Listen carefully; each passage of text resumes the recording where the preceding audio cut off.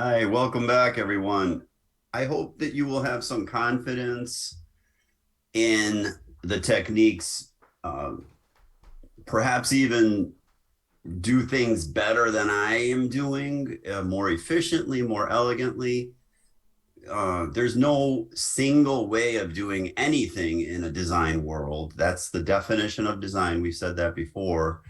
And that includes the design of structures, of course, but the design of algorithms also, the design of scripts that you write, the design of anything can be improved and made personal.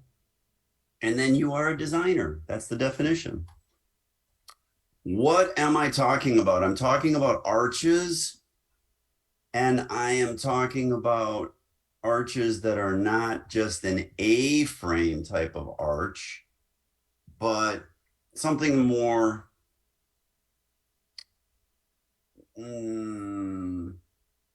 similar, but something a little more perhaps easy to fabricate. So in the previous lesson, we had something like the gallery of machines, where it was a graceful curving arch. You can certainly bend steel. Large scale steel sections can be bent.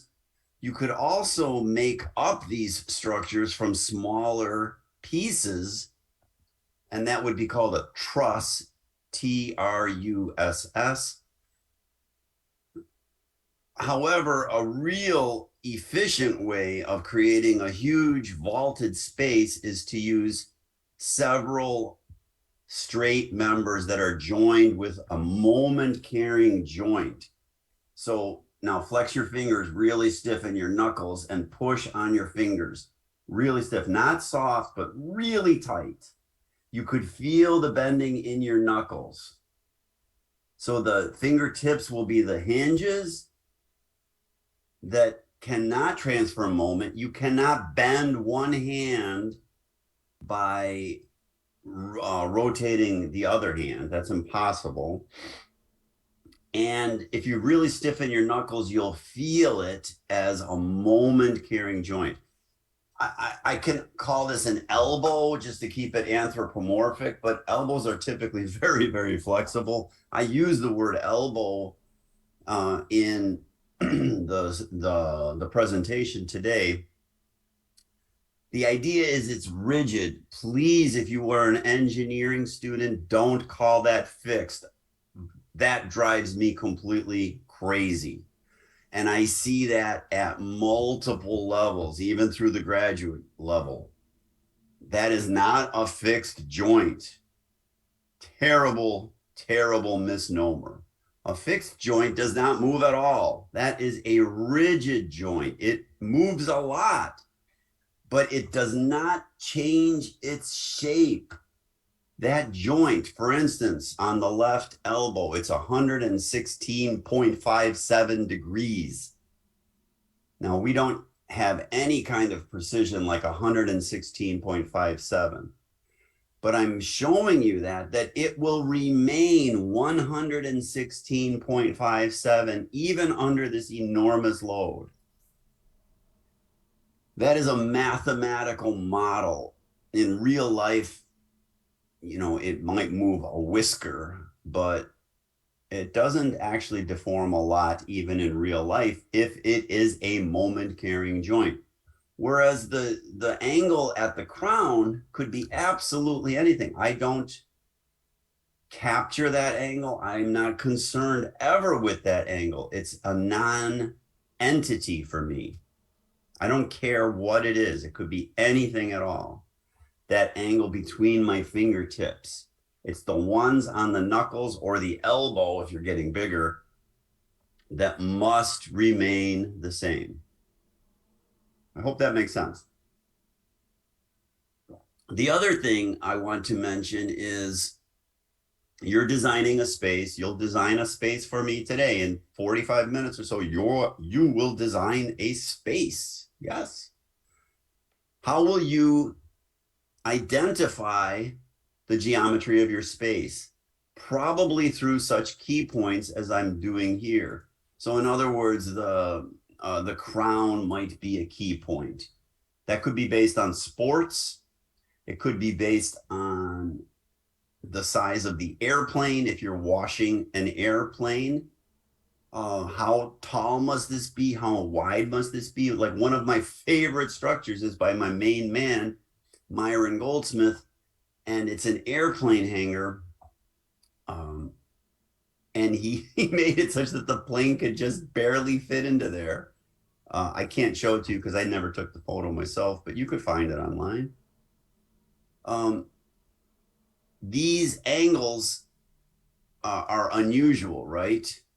But the key points are not unusual. So I'm thinking like a designer, I would say, okay, I need this much clearance for my airplane. I need this much width from my airplane. You make that angle happen in a factory, and I want it to be 116.57, and I'm going to measure it before you deliver it to me, okay?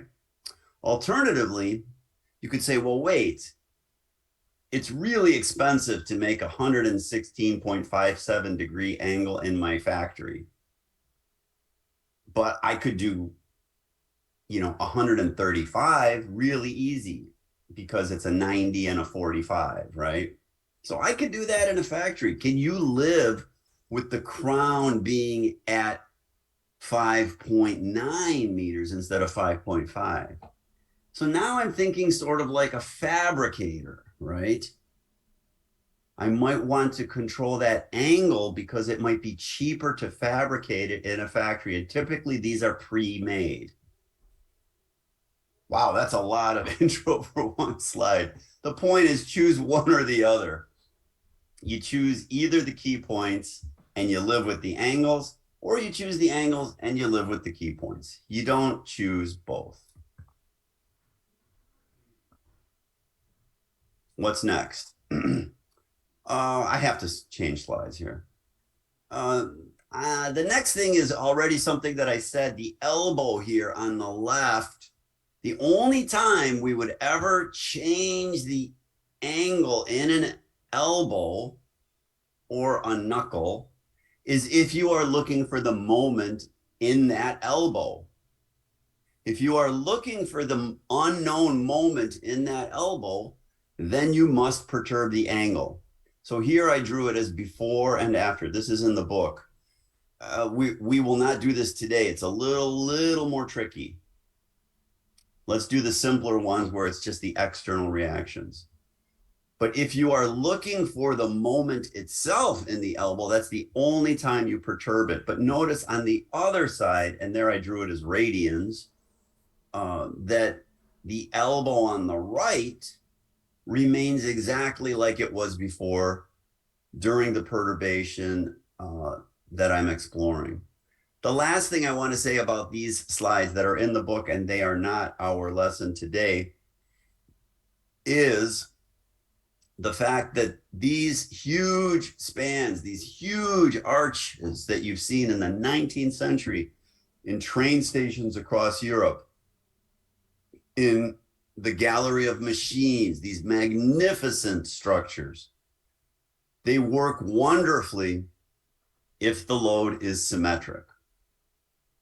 They're very, very stiff if they are symmetrically loaded. And that typically is a uniform load along the top because you're carrying a roof of some sort, or self-weight, which is reasonably uniform. They work poorly for asymmetric loads. Now think about that. What is a source of asymmetric loads on a long arch like this? And I mean, let's say it's 100 foot across or 30 meters across. What would be a source of asymmetric loads? Raise your hands. Yes. Snow. It doesn't snow in San Luis Obispo, California. But yes, snow does exist in the world, and it might be asymmetric snow. But that's not exactly what I was thinking about, but I'm proud of you for offering up that idea. Anybody else? Suppose this was an arch supporting a bridge, and that bridge carries trains or vehicles. Now it's easy, very easy to imagine a train entering the bridge, and there's only one train, and it's going from one side of the bridge to the other. It's a source of very heavy loads, and it's asymmetric. Absolutely. We'll talk about that with my main man, Robert Maillard, and his masterpiece, the Salgina-Tobel Bridge. We'll talk about that later. What I want to mention on this slide is, again, and this is in the book, is if I had loads on the left side of the arch, maybe wind, maybe the locomotive on one side of the arch, maybe our asymmetric snow, maybe a dance party where everybody's dancing on one side of the floor. That's a bad one. But only the lofts associated with the equivalent concentrated loads are measured. So in an asymmetric case, as on the slide here, if there's only loads on the left side of the arch, the lofts on the right side of the arch are inconsequential. They have no effect on the problem or on the answer. We don't use the word problem on the answer because there's no loads out there. So, but we do have to establish the geometry anyway. So how do we establish the geometry? Let's look at the PowerPoint, quickly get a good overview, and we'll stop at about 30 minutes so that you can stay fresh. I'll show you how to do it. I'll show you a way that's even simpler than the book. In the book, I did this kind of ridiculous, fussy thing that I probably shouldn't have done. The answer is correct, but it's extremely fussy. Today, I will show you how to do it really, really quickly. And that's an example of something that you might even find even a better way of doing it. I do have some latte today here. Okay, so the image in front of you is meant to be large. It could be meters, for instance, 16 meters up in the air, 30 meters across, you know, a substantial structure. This is not a doghouse. I wanted the structure to be asymmetric. So the first corner or elbow or knuckle, I called it C1, is at 8 meters across and 10 meters up. The second elbow, C2 or knuckle, is at 26 meters across and 8 meters up. And the ground level is 30 meters across and it's at level 0. Notice what happens here when I prescribe the key points. I prescribed the key points based on programmatic needs. So this could be an architectural need. It could be something like the airplane that Myron was worried about. Or it could be a train station where I had to have the exhaust of the locomotives exiting the station, and I needed a flow through air. I don't think I made any sense there. Okay. Notice that if I prescribe the key points with very simple numbers, that the angles become fussy. 142.7 degrees, right? So imagine telling this guy in a factory, I want that angle to be 142.7 degrees. Really? Yeah, really. I don't care how much it costs. So live with that because you are prescribing the key points. Alternatively, you could prescribe the angles and you live with the key points. In either case, capture the segment lengths. Capture the lengths of each segment. So I have segment 1 is 12.81 meters. Segment 2 is 8.25 meters, and so on. You don't have to say length of that stick. You just rename them, and then you could use the name of the segment in the formula. You know that. We've been doing that the entire course. So I think you should rename all of your segments. You could rename your angles, but there's just a few angles and it's easy to keep track of. Now, class, Suppose I wanted the left equilibrating vertical reaction. In your mind's eye, walk through this. Don't advance the slide. In your mind's eye, you want the left vertical equilibrating reaction. What do you do? What do you do? So I'm going to ask you right now, what's the first thing that you do? Everybody together. Yes, you perturb left vertically, not horizontally at all, purely vertically. A really good way of doing that with your program is just to draw a vertical line, drop a point on that vertical line such that it is glued, wiggle it upside down, up and down, and then the vertical distance between left and left prime is delta. That's easy. We've done that many times. Now what? What's the next step? Everybody together. We need crown prime. We need the perturbed crown. And this is where I didn't do a great job in the book at all. It's much quicker to do it the way we're going to do it right now. What's the best way to do this? We just did it in the previous lesson. Who are your friends? Who are your friends? Yes, Myron is your friend. I know.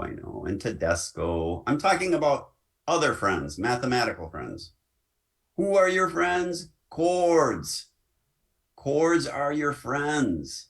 Simply draw a chord from left to crown and draw a second chord from crown to right.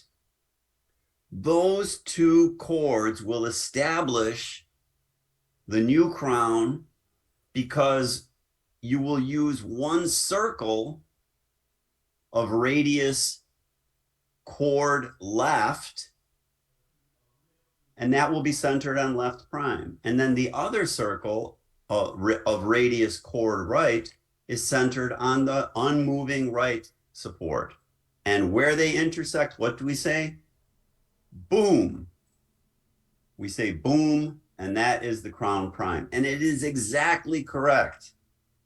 It's really a beautiful way of doing it. I didn't invent this technique of finding these perturbed crowns. It's a skill that probably every civil engineer on planet Earth had in 1895, and a skill that probably every civil engineer on planet Earth lost by 1995. So I just made that up, but it sounds convincing.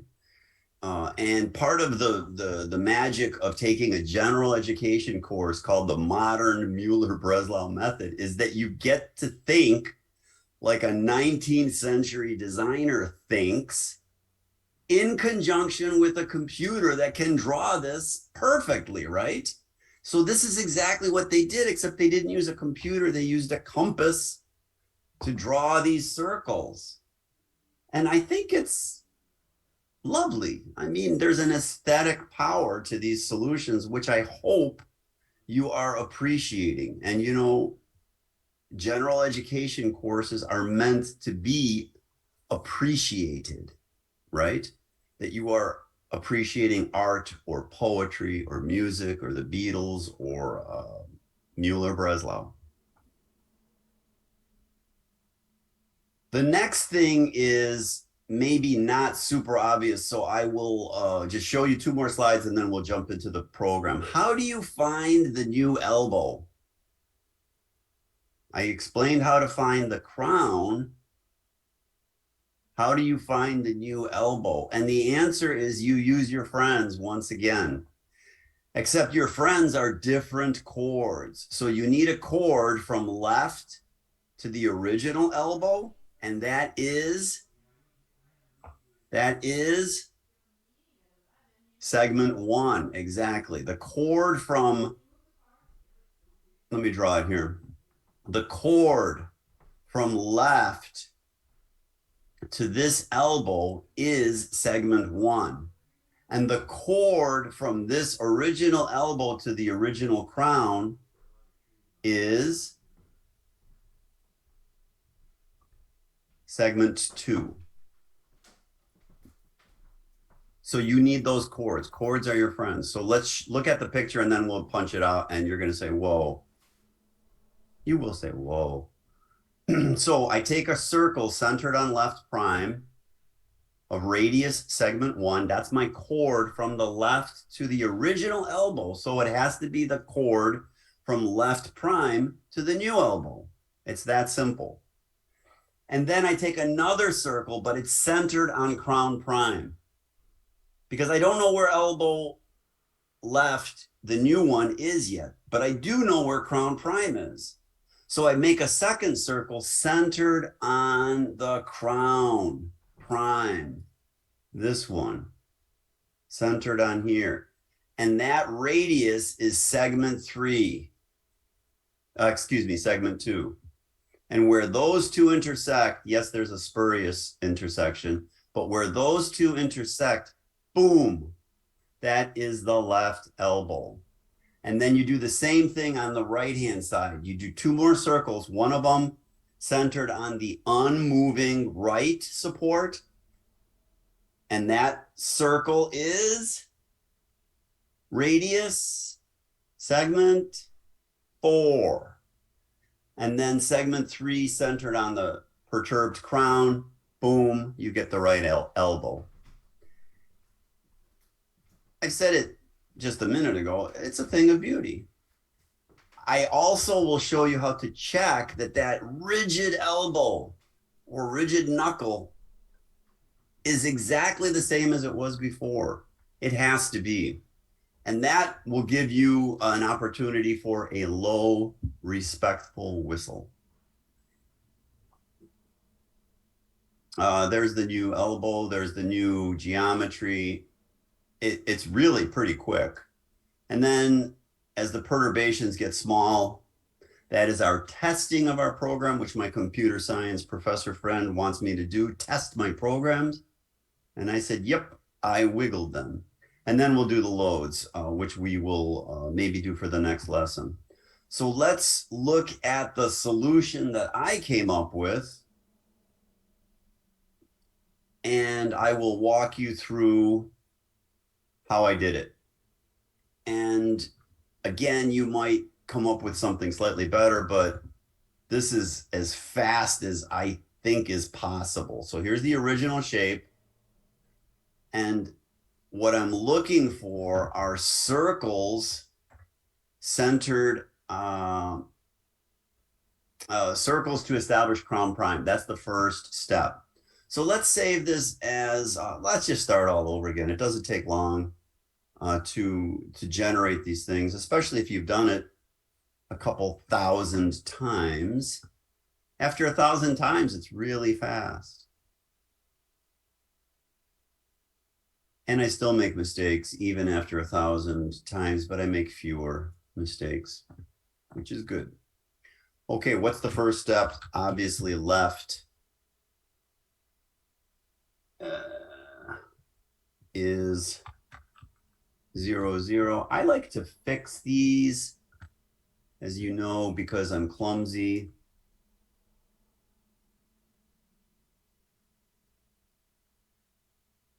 I've wiggled them too often without knowing that I wiggled them. And let's make that a pin. That looks good.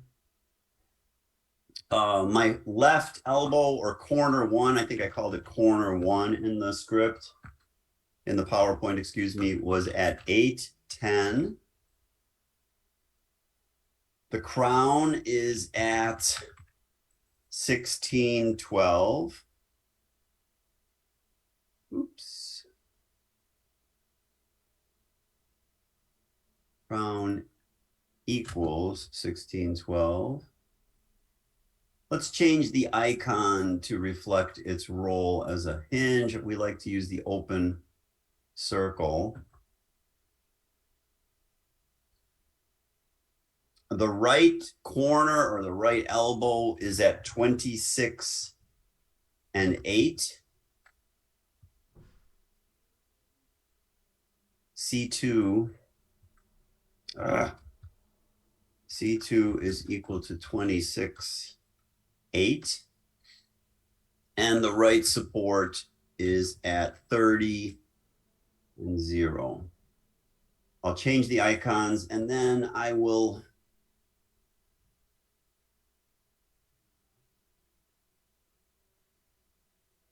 show you one more time. You have access to the PowerPoint, so you could recreate it. In fact, you probably have enough to do the whole lesson now. There's one maybe subtlety that I want you to see. But anyway, if you want to take a peek, that's your original geometry. Let me turn off the grid and the axis so you could really see it. Okay. Okay, I'm going to turn off these labels because I don't like the clutter. Let's make the arch, and I like to make it big and blue because it's a moment carrying member. It bends. So let's build up our magnificent structure.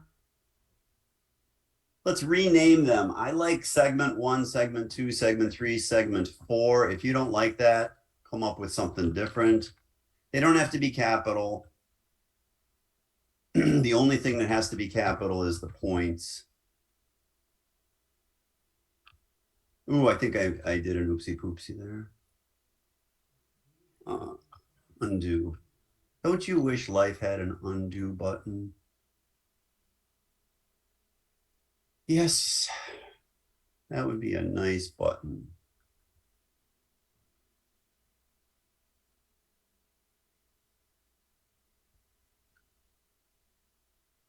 Great. 4 segments.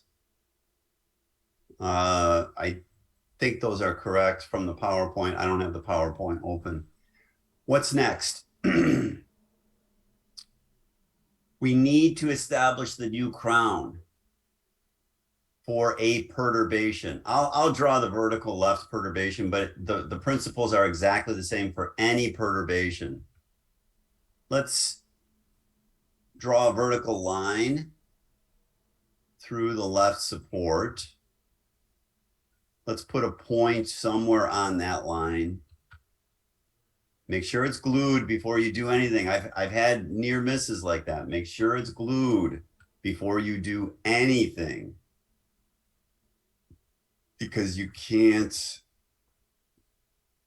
undo all that. That would be a disaster. Let's call that left prime.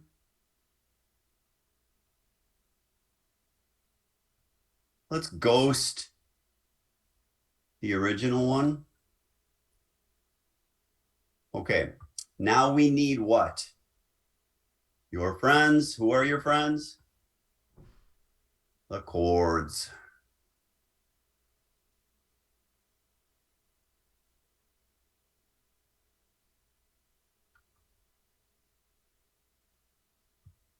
Renamed it to be something that you remember. Chord crown left, something like that.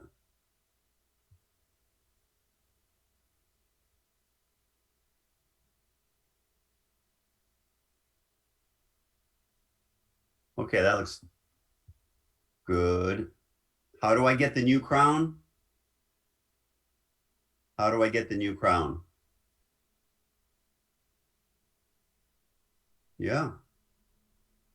Did you hear that? Did you hear the answer? Circle, centered on left prime, radius, chord crown left, circle, centered on right, radius,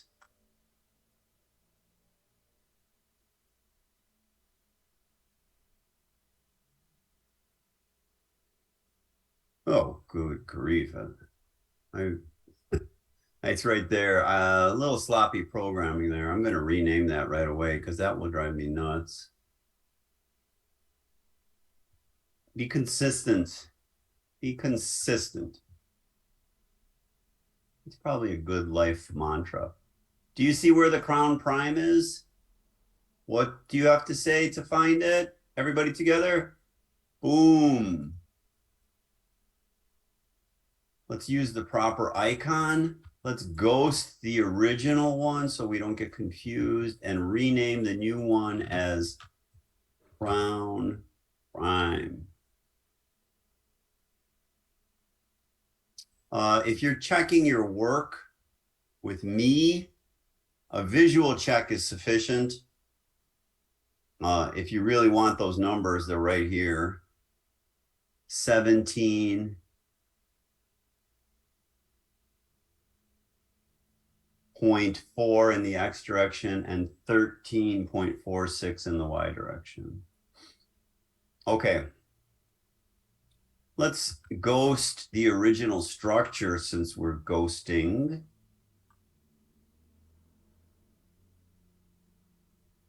Now, how do I get the left elbow, that new corner point? Who are your friends? Boards. A circle centered on left prime. And what's the radius? What's the difference? What's the distance between left and the corner? Yes, segment 1. And now a circle centered on crown prime. Crown prime is a correct number. It's locked in. It cannot move. There's only, well, there's 2 points actually, the spurious one and that one, but let's say there's only one crown prime. There's only one crown prime. I wonder if that would be t-shirt worthy.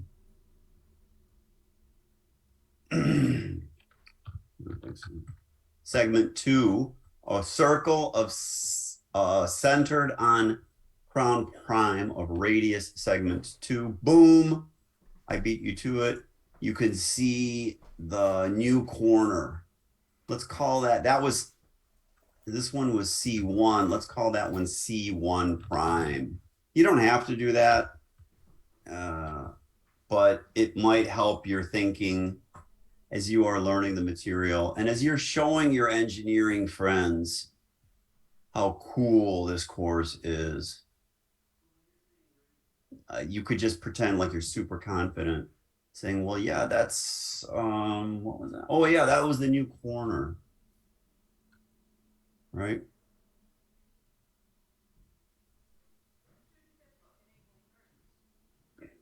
Okay. What is the strategy for finding the next corner?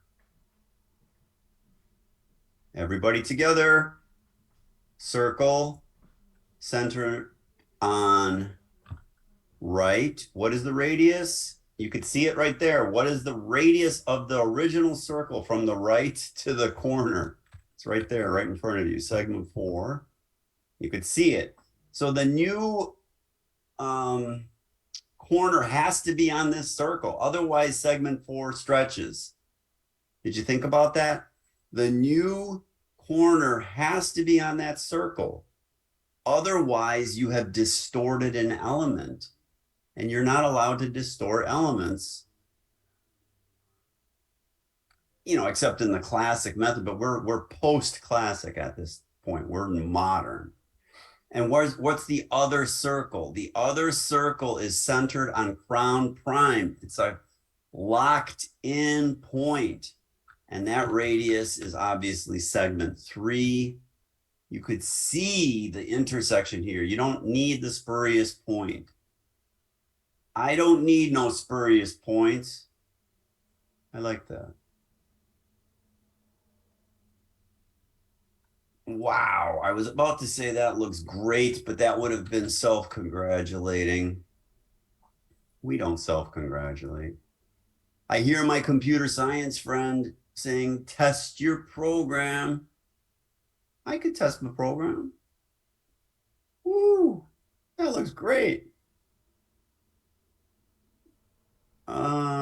You can go industrial revolution here. Let's do some industrial revolution thing for my mechanical engineering friends. Oh, money, money, money, money. Looks like Amazon robots taking things off the shelves, putting it in the trucks, and making millions and billions of dollars, right? So Heinrich Muller Breslau did not have this much fun. Not even sure if Myron had this much fun in designing his airplane hangar. Go find that airplane hangar. I love that structure. I just want to do this for a while. This is super cool. You can animate these in GeoGebra and just have fun for hours. It's not a waste of time. Fun is never a waste of time. Okay, I think this is a good stopping point because you could certainly keep going. Let me show you the next step, which is on our PowerPoint, and that is to find the lofts. You don't have to draw the arrows on the structure for the loads. In fact, in this one, you know, the arrows are super instructive. They're not absolutely necessary for the numbers. They are just visually instructive. So I'll talk about that in the next lesson. But we have wind, just giving you a taste of what's going to happen. We have wind, which is normal. That's a mathematical term. That means perpendicular to the surface, pushing normal against the surface, and the surfaces are changed. So yes, given a wind load of 200 force per length, what's the left vertical reaction? Ha ha, show this to your engineering peers, right? Hey, let's have a little contest at the coffee shop. Who can get the reactions first? And you're going to win for sure, and you're going to get an espresso. Okay, so enjoy that. I'll see you next time with the solution for the lofts of the loads. Bye.